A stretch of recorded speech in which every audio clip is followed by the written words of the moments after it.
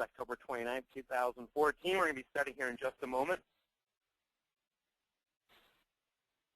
It is almost 10 o'clock in the morning here in the Midwest, and of course for you on the West Coast, 8 a.m. I have already done my first one-on-one appointment of the day. Did it at 8 this morning. It took about an hour, and I can tell you this right now. It's an amazing system that we have right now for our new model. Our new model works, and it's a piece of cake to generate over $100,000 a month of life premium from the project if you're doing 10 interviews a week. And I've got today 4 more interviews. So I can tell you this right now.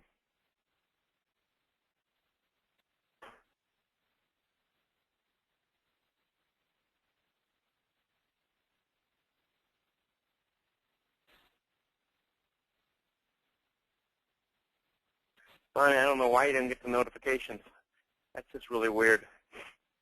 I'm not really sure how that works with the structure. But at any rate, we're here.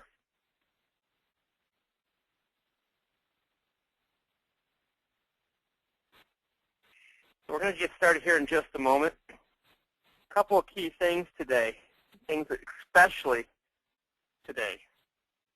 And I'm not sure what time it is today, but there is a training for Phoenix. And you need Phoenix Life for our project. But the Phoenix Life training is this morning. Phoenix Life training is this morning with its new indexing. It's got our 30% bonus. The annuity training is on the FEG website, www.freedomequitygroup.com. And I would be attending the class if you can. And there's I can tell you this, I'm using them. And if you want to become a person that's writing $1 million a month of annuities, that's the company we're using because it produces the income stream within 30 days after sending the application in. And so that's definitely the choice. So their training is this morning. And like I said, I just did my first interview, and we have to teach you how to do the interview. If you're going to be working on that project, we're going to be teaching how to conduct the interview, the one-on-one appointment. And it took 58 minutes for that interview. And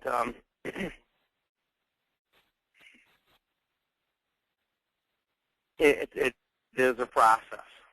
So I'm going to state that. These are the things we're training on this week. It's Wednesday. I'm going to let FEG handle the training on Phoenix Life, but you're going to need Phoenix Life inside for your initial interviews. And today, I am focusing on very simplistic things here. This is going to be an easy class. And this is a class on business continuation. Done it before. This is the aspect of life insurance.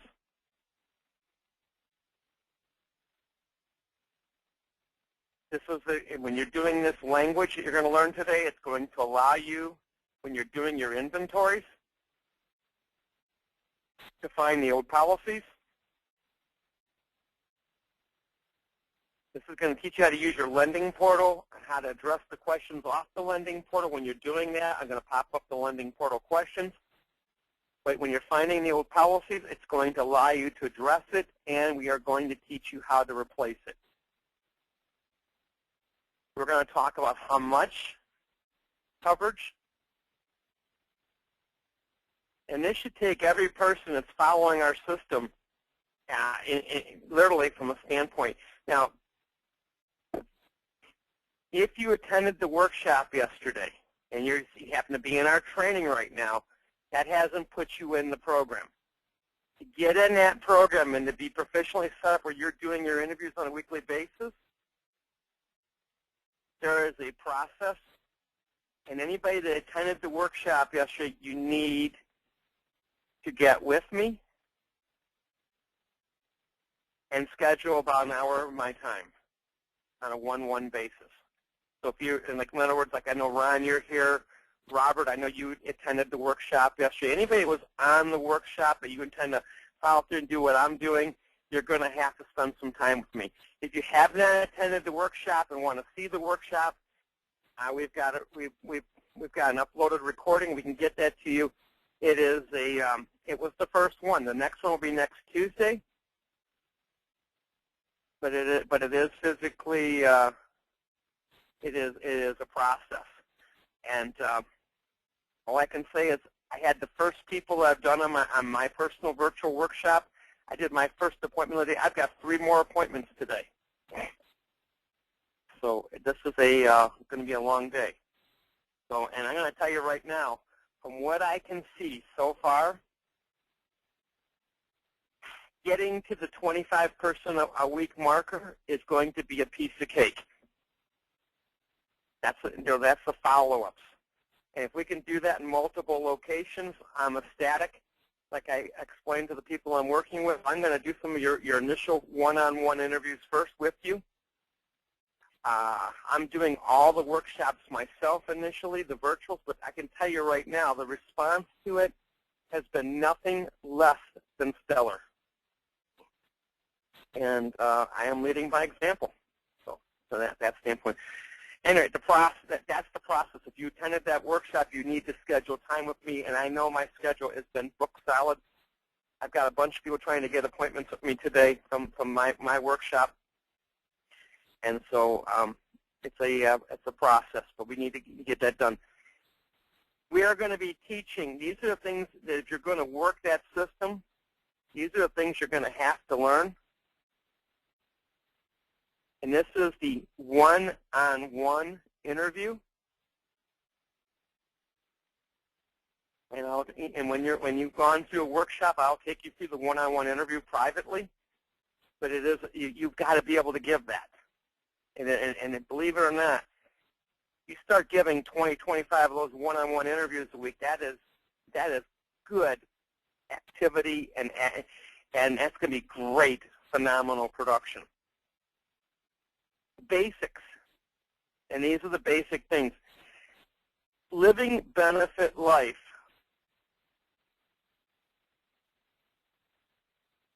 is absolutely the foundation everything is built on inside that structure. I don't take that lightly. It's our exit strategy for our clients. It is the thing that makes banks want to say, it's our banking thing. It makes banks happy. And so today, I am focusing in on our language for business continuation planning. That is, from the recording standpoint, everything about this is about creating a business continuation plan. Now, the legalese, the legal documents for this are done by an attorney. This is what you're going to say to a client, and then an attorney is brought in to write the documents up for partnerships and companies. And folks, attorneys like that because they get to bill for that. That's what makes it, and a CPA will give the formula used for buyouts and stuff like that, and the CPAs work up attorneys. But the funding vehicle and the logical conversation, this is the stuff that you have to master. You're not going to be the person writing the documents. You're not going to be the person that figures out the formula that the CPA is going to factor in for, when these disasters happen that fund it. I just need you to be able to talk from a logical point of view on life insurance. In the past, – buy-sell agreements, key employee contracts, business continuation models were all funded by life insurance. To this day, when commercial loans are completed in the United States, one of the stipulations that comes down for closing a loan is that they want them to have life insurance to pay the note off in case they, what? Die. What's the problem with that? What's the issue that is a problem? That is, in my opinion, the wrong stuff. When you're working with business owners or future business owners, we want the right vehicle in there. If you can find your way to find all the business owners in your community, and you find all the buy-sell agreements that have ever been done in your community, and you've got all that life insurance, you are sitting on a gold mine, because you're going to be able to put the right stuff in, because life insurance you have to die is the wrong stuff. And you got to eat and breathe that. If you're not eating and breathing that philosophy, if you're looking at our lending portal and you don't understand what an amazing prospecting tool that is for hitting the ball, hitting the biggest home run of your life, production-wise, you don't get it. I talk to people all the time that have been playing with our lending portals now for the last 6, 7, 8 weeks. I'm telling you, 99% of our agents don't get what they have in their hands yet. They don't get it. It's important that you eat and breathe the language, that when you're talking to someone that's on the lending portal, that's applying for a loan, that you ask the $1 million question. You are going to be asked to pledge life insurance to protect the note.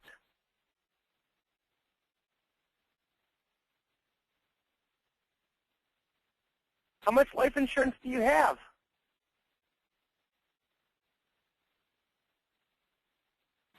Is it the old kind or the new kind? Is it the old kind or the new kind? Huh?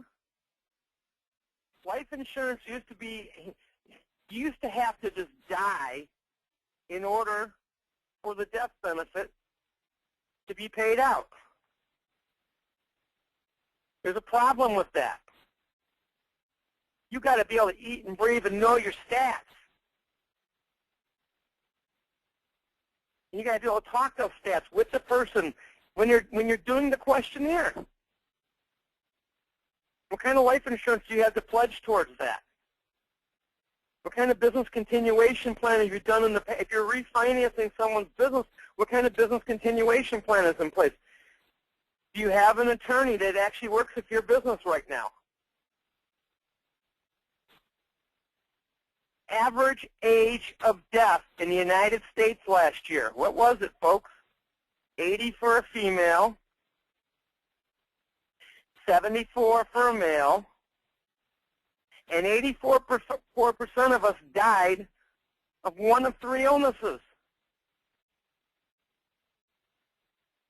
Heart disease, stroke, and cancer. That didn't change.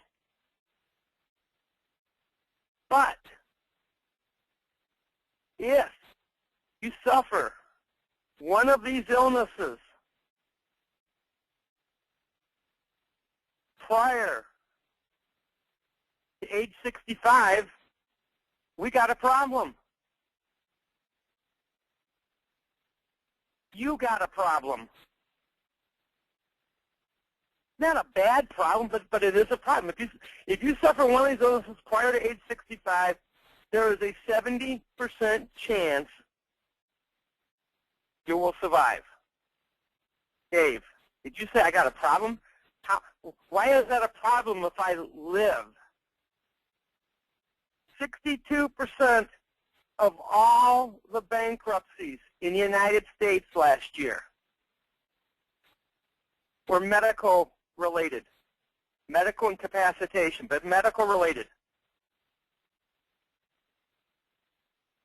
Almost 2/3 of the bankruptcies in this country are medical related issues, medical incapacitation.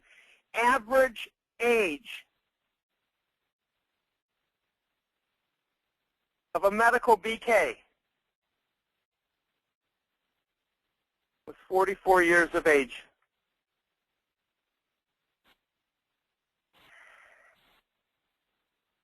Almost 80% of those that BK'd had adequate health insurance.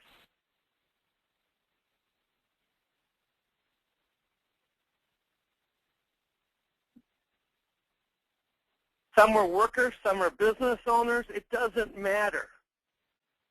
Almost 8 out of 10 had adequate health coverage. Why in the world was it a medical BK? And here's the kicker.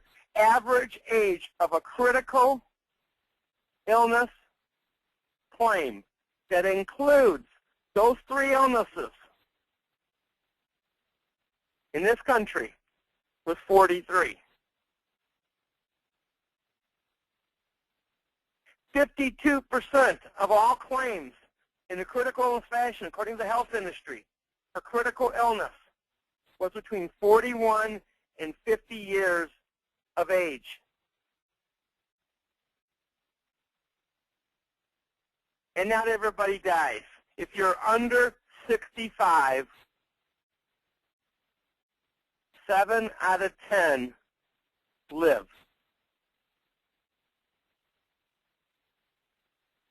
So put your thinking caps on.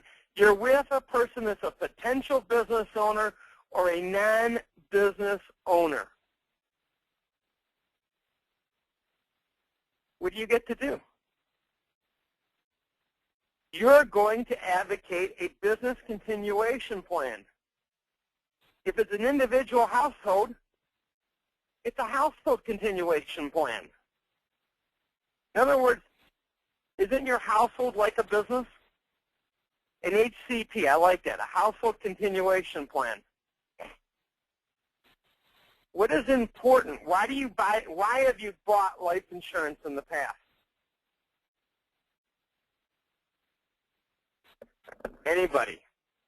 Why have you bought life insurance in the past?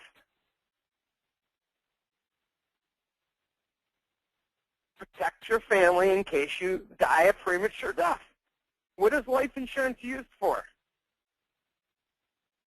To pay off final expenses, pay medical bills, take care of those things that need to be taken care of, pay some bills, pay for a funeral, provide income stream to a widow. Nothing wrong with that.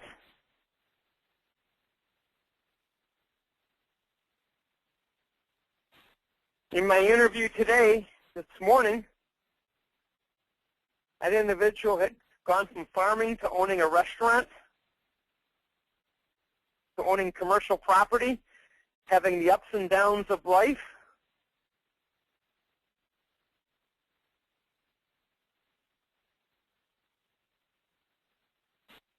You ask a business owner, what is the biggest fundamental thing that they want? I mean, you got to ask the million-dollar question. If, God forbid, you were to suffer a heart attack tomorrow, would it be okay if I brought over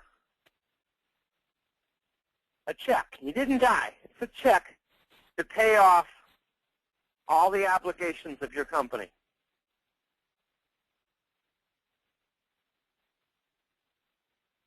Would it be okay? Do you mind, while we're also taking care of that we pay off all your personal obligations?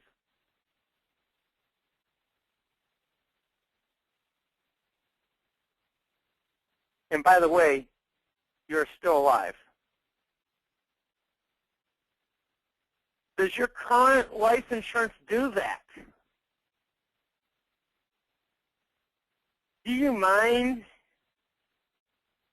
if I design this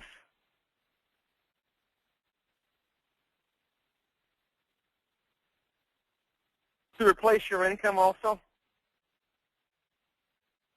100%? And last but not least, if, God forbid, you were to succumb to your illnesses and die, would it be okay if we still delivered your income to your widow until she passed on?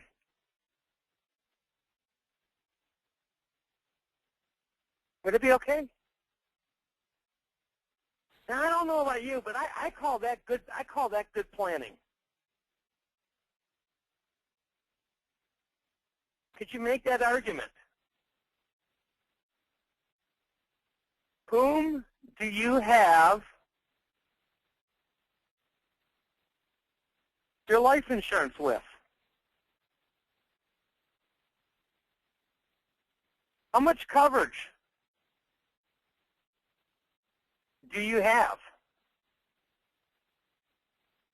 Why did you pick that amount?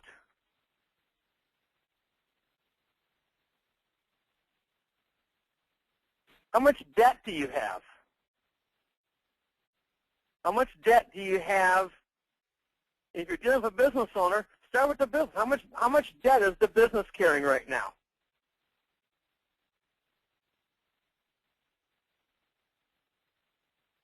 How much life insurance do you have on yourself right now? And if you have a partnership, how much is on your partners?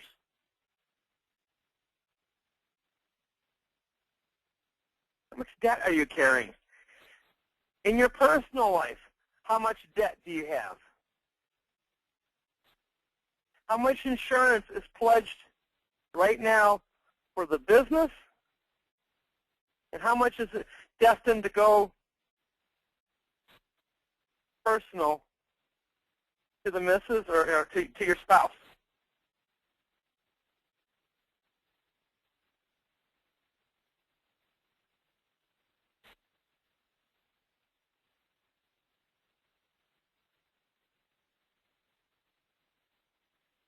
You're asking those questions.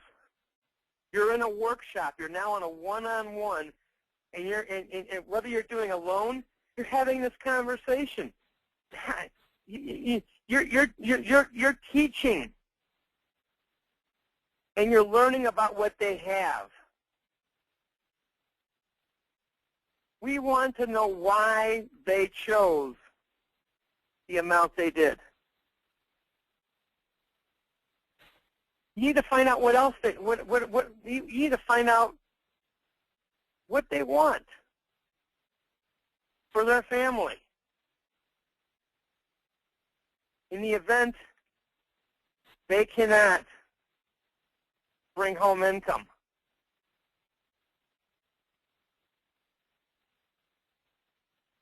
Do you have kids? Did you make any promises to them about the future, about education and that nature?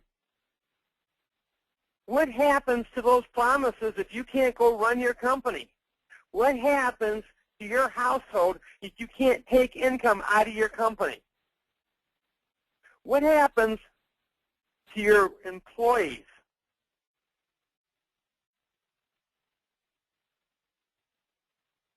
If you can't function? I didn't say die, I just said function. Most buy-sell agreements are designed to basically, for lack of a better word, buy out the widow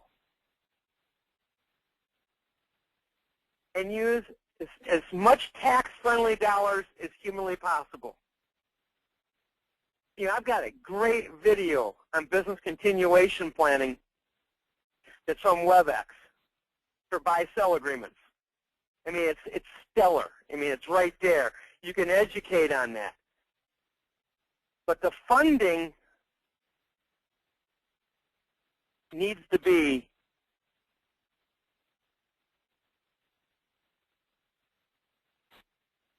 the new stuff. It cannot be the old stuff.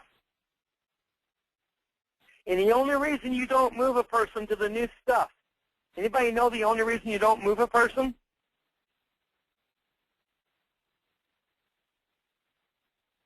What is the only logical reason you don't move someone to the new type of stuff in this country? There's only one reason. You're right, Jerry, uninsurable. I doubt that the majority of the masses have it. Why? There's 149 million policies in force in the world, and we only sold last year in the United States living benefit policies, 86,000 of them. You only sold 86,000 living benefit contracts, and there's 149 million policies in force. What's the percentage of 86,000 into 149 million? 1% would be 1.4 million policies. 0.1% would have been 149,000 policies. We're a smidgen over 0.1%. The market is so huge, it's not even funny. It is huge.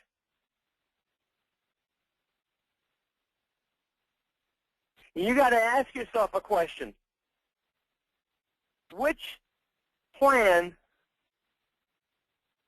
does my client need? Which plan does my client need? The kind that you must die, or the kind you can access in a critical situation?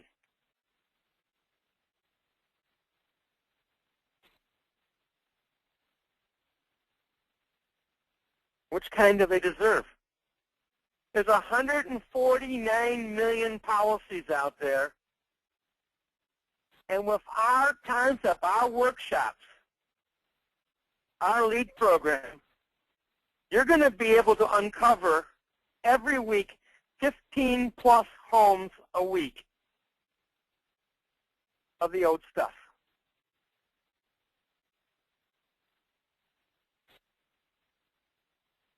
What are you going to do with that? Are you going to just identify the policyholders and forget about it? Or are you going to become amazing and you're going to replace the daylights out of those contracts? We're talking about individual and business.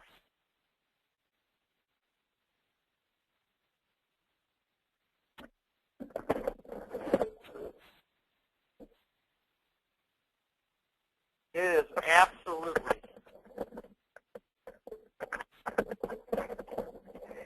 imperative that you get your language right. You cannot get this half-assed. You've got to become good. You're in the lending portal and you're asking, you are doing the questionnaire.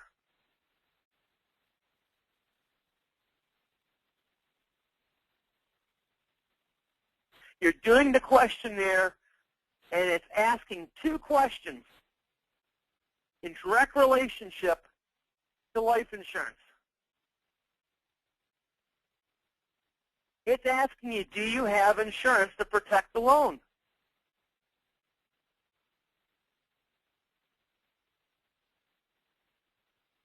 What's that allowing you to do? What's that allowing you to do when they ask a question like that? It's allowing you to go into a rhetoric, into a conversation, and identify what they have. Because you are doing two things. You are doing a business continuation plan. You are doing, and I like this, a household continuation plan. That's new language. I never heard that before in the insurance industry. It's a household continuation. New stuff for us.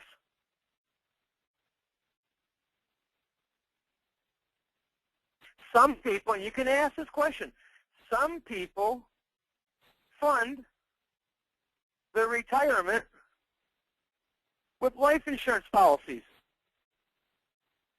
Ask the question, are you one of them? Do you own any cash value life policies? Because sometimes we can kill two birds with one stone. We can actually use permanent life insurance to protect our needs in case we get sick or die. And if we don't use it,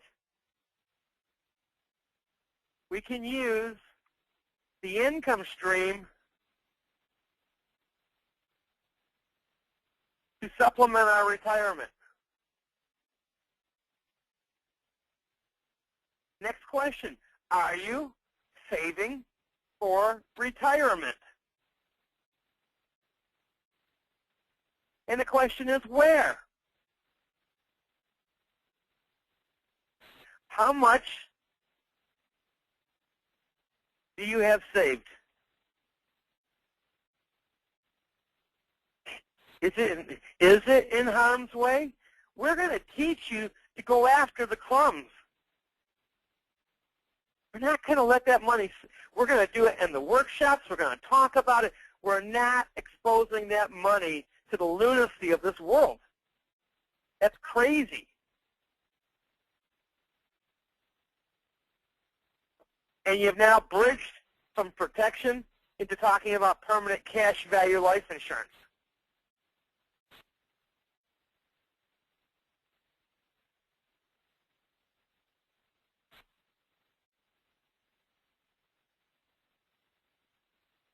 What is a business continuation plan? What is it designed to do?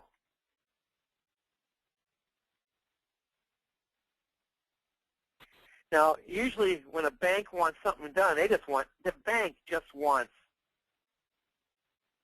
their money back. I get that. They just want their note protected. And they know that if you go down for a count from illness,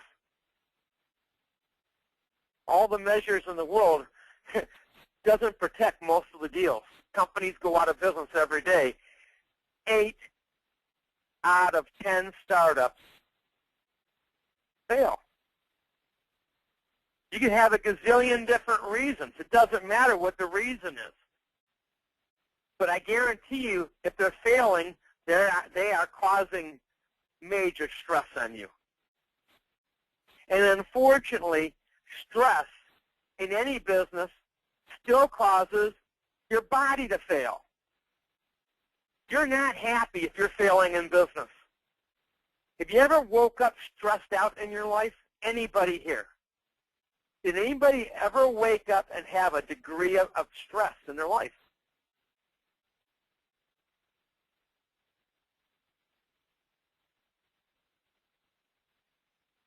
Do you ever feel your chest pounding because you felt like you needed to run to the emergency room because things are going wrong that day?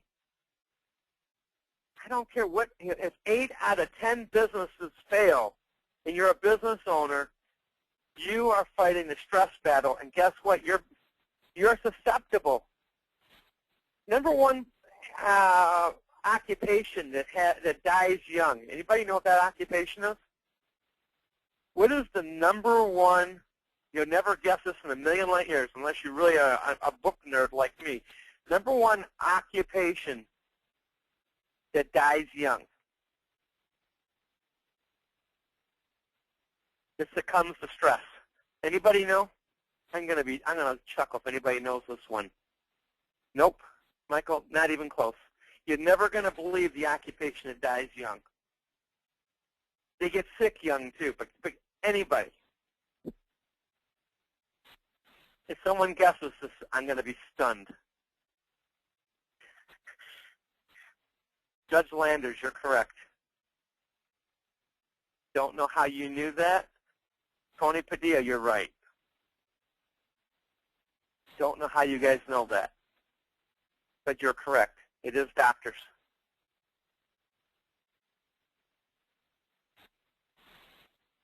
You've got people's lives in your hands every day. Do you think doctors are under stress? Doctors have the hugest mortality curve I've ever seen in my entire life. No picnic being a doctor. Even if they take care of themselves, they're under tremendous stress. And they get sick.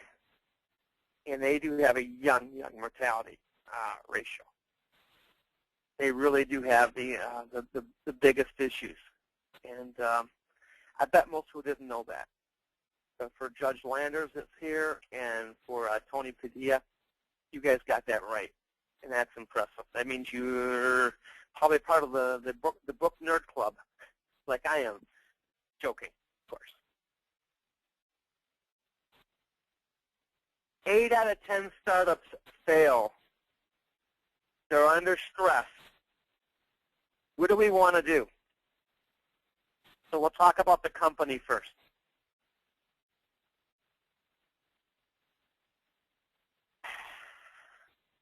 You take income from your company to pay your bills at your home. If you fall to illness and your company is in a state of confusion, what happens at your home if you fail to take income from your company?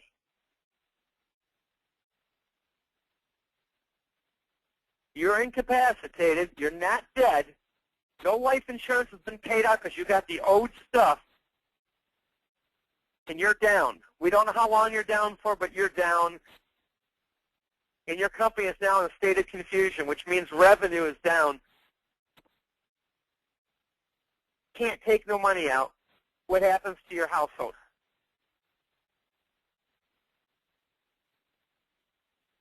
In your company, Mr. Business Owner, in your company,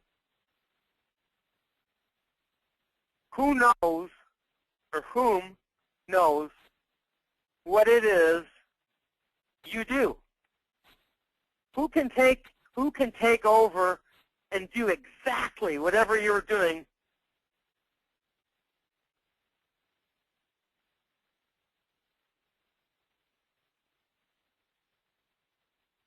so there's no state of confusion? 9 times out of 10, unfortunately, there's no one in a small company that could step in to do whatever you were doing. It's just they're not there. You're too small of a company. You haven't given your passwords to somebody. You don't have some magic book put aside that can guide them to whatever they got to do. If you're incapacitated, your company's in trouble. And if the company's in trouble, it's not generating revenue. If it's not generating revenue, and there's no check coming home to your household, what happens to your household? The first thing affected is you. And do you really want your spouse to have that nightmare? Do you? What is she going to do? She's going to panic because you're unable to function. She's going to talk to a couple advisors, and they're going to recommend you sell the company. And they try to sell the company when it's in a state of confusion. The terminology really truly is what I like to call a fire sale, which means you're only going to get offered pennies on the dollar. It's a disaster. which means even though she sold the company, the notes that you're obligated to pay probably were not paid off. And the money she hoped to raise and generate to bring into her household, guess what? No relief.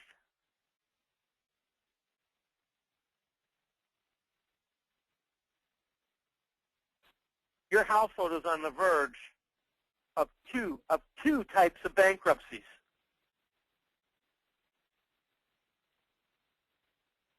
Personal and business.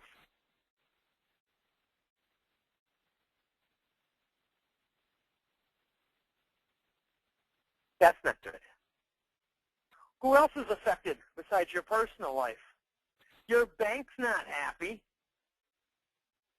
There are banks out there that don't want this to happen, and we've heard stories where banks actually took employees that work for the bank, and sent them in. We've heard these stories.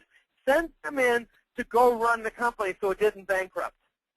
Banks have actually stepped in.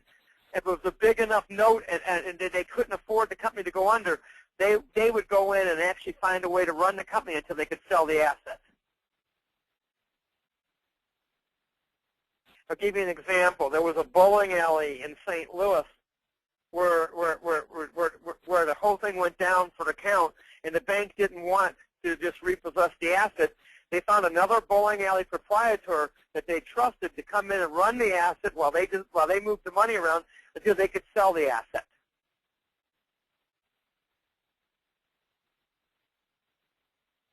Your bank's not happy if you're going down for the count. They just want their money back. They don't want they don't want you failing on the note. Who else is not happy? Your employees.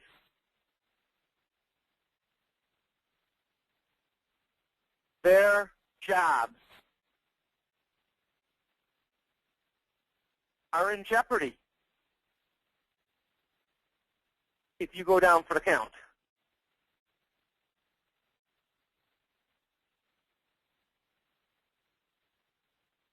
They don't want to lose their jobs. It's their livelihood.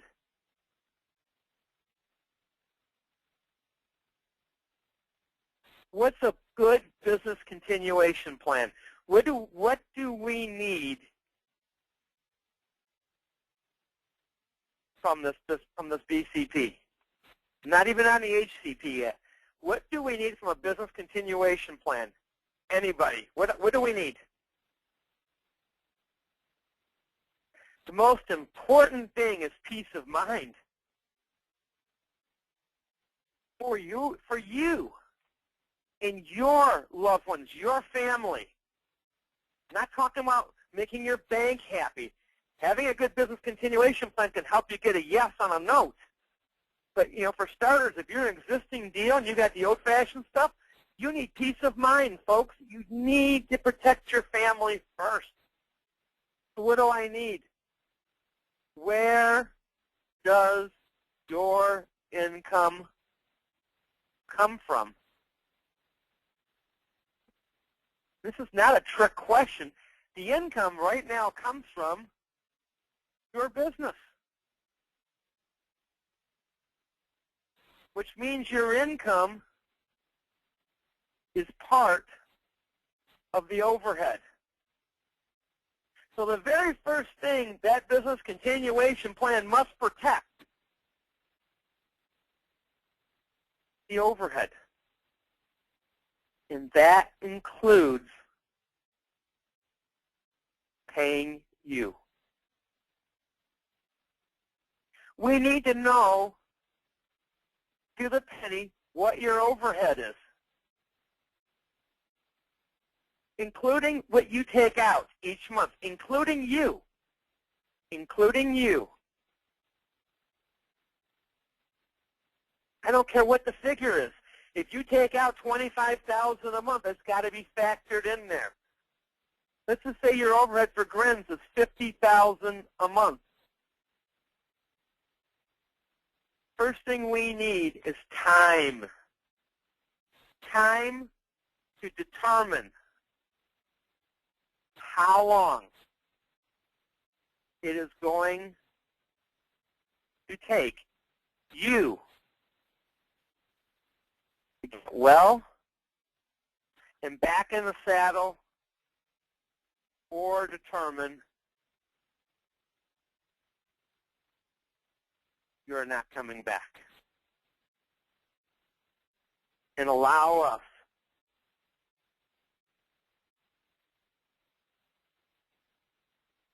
to sell the company at fair market value.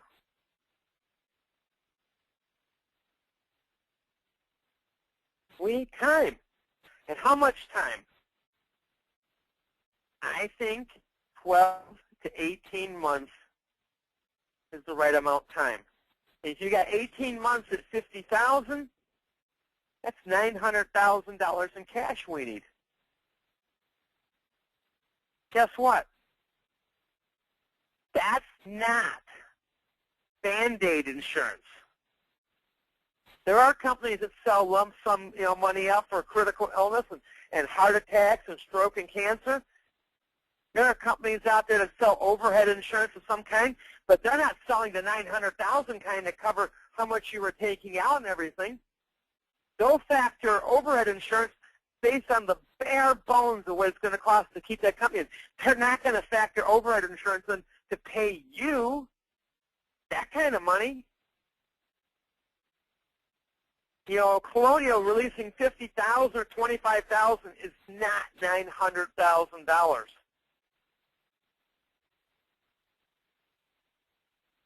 In claims that are based on disability or medical incapacitation, it's not based on a life insurance type claim, are harder to process. A critical illness claim, while it's no picnic, is 10 times easier.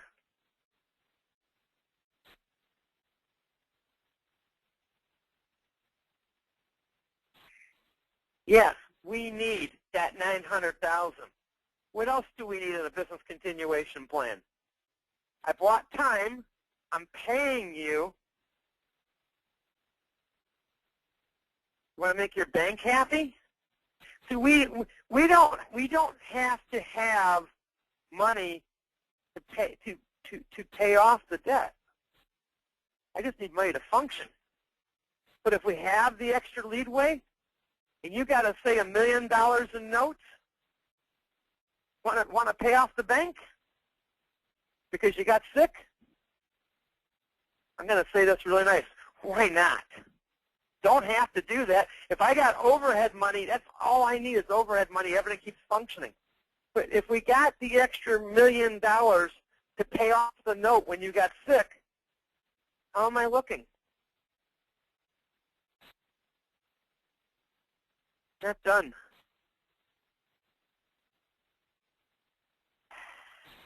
We still have to replace you, even if it is temporary. Employees that you don't currently have cost money. And we're going to need their overhead, their income, over and above your current overhead, because it's not part of your current overhead. We're going to need their income factored in. Because we can't hire them and then stop paying you, because then your family's not taken care of. We can't replace your income and say pay someone else. Then what happens to your household? It's a bad plan. We need to hire 1 to 2 people, and this is probably going to cost somewhere between easily $100,000 to $200,000 more, depending on what we have to hire. One person probably can't do what you're doing because you're probably willing to work 16 hours a day, and the temporary person coming in to run your company is not going to work for cheap. So we're going to have to hire a couple people.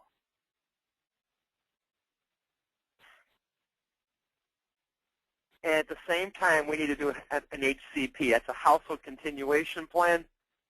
And what we want to do on top of everything else is there's a chance, and we don't know this, but there's a chance we're going to have to sell the company, which means your income would end. So we need to, what this horrible thing is, replace your income internally, the household continuation plan, and make sure we have intact, if the company is sold, even if the company is sold, mind you, that we have 100% of your income intact, with or without the company functioning. And why not? Same thing we did with the business, pay off the obligations. And why not fund your promises to your kids? The things you promised, why not take that moment? The insurance company is willing to release the money. Why not pay off Tommy and Susie's educational promises? The BCP by itself is not enough because we still might have to sell the company, which means your household is still in distress, even if they got fair market value. Your widow deserves better than that. Your kids deserve better than that. Does that make sense? Now we'll open up for questions and answers. Anybody? I'm going to open the mic to some different people here. I'm going to go to the judge first, since he's here. Judge Landers, how are you this morning?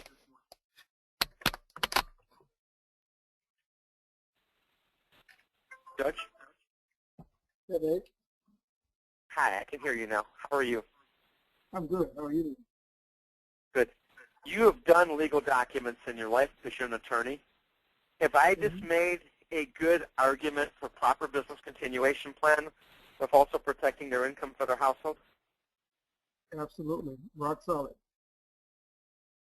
If you're an attorney that came in to work on a case like this with a brand new business venture, and we brought you in to work on this, and you did several of these, and you actually heard this language being given, and all you are is just a witness to write the documents, would the light bulb go off in your head that maybe you should be opening up your file cabinet and do the exact same thing for your other clients?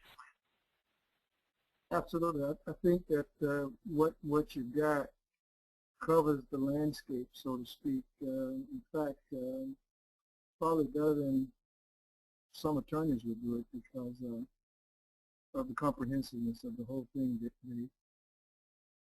See, by me picking an attorney to write the legalese that protects all the things I just talked about, because there is documents that have to be done to coincide with the life insurance there. Right. I want to find an attorney in each neighborhood, each city across the country as we put this together. And the reason I called upon you is I want reciprocal relationship with that attorney where they bring clients to me and to my reps in their physical locations. What I don't want to do is I don't want to just ask for that in the beginning. I want them to just enjoy as we bring people to the table, but I want them to see that we bring value, which is what I'm doing here, bringing value.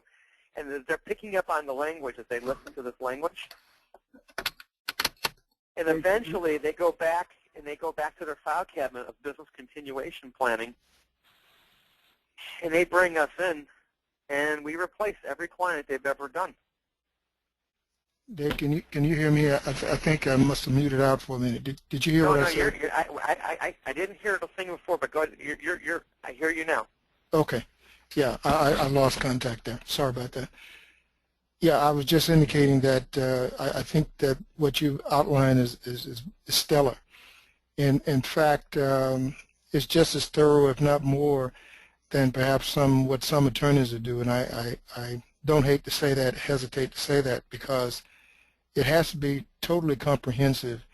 And this is not a plaything when you're playing with folks' futures and et cetera. So this program, anyone who's listening out there, if you take this and do what Dave has suggested, of course you will obviously need some other professionals. This is just a game changer. It's one piece of it, and we covered that one piece. I actually asked you that. Now, I have another question off the record. How did you know the doctors were the most had the biggest, highest mortality rate of young people? Well, you probably hit the nail on the head earlier when you facetiously said that I'm probably one of those book nerds. I am. And not only that, I've worked with a number of doctors, and my sister is a PhD in the medical field, so I have some inside knowledge on those. Perfect. I was just really curious because that was an amazing. I wasn't expecting anybody to hit that. Let's see. Going to have Michael Andrews. Michael, are you able to speak? I don't know if you got the mic open there. Michael, can you speak? Michael, you're a radio personality. You spoke on financial services. I think I'm getting a comment. You might not be mic'd in. He cannot. Okay, he cannot talk. He's in a spot where he can't talk and join us. That's a shame because I always like to get his input. Well, I'm not going to continue on here too much.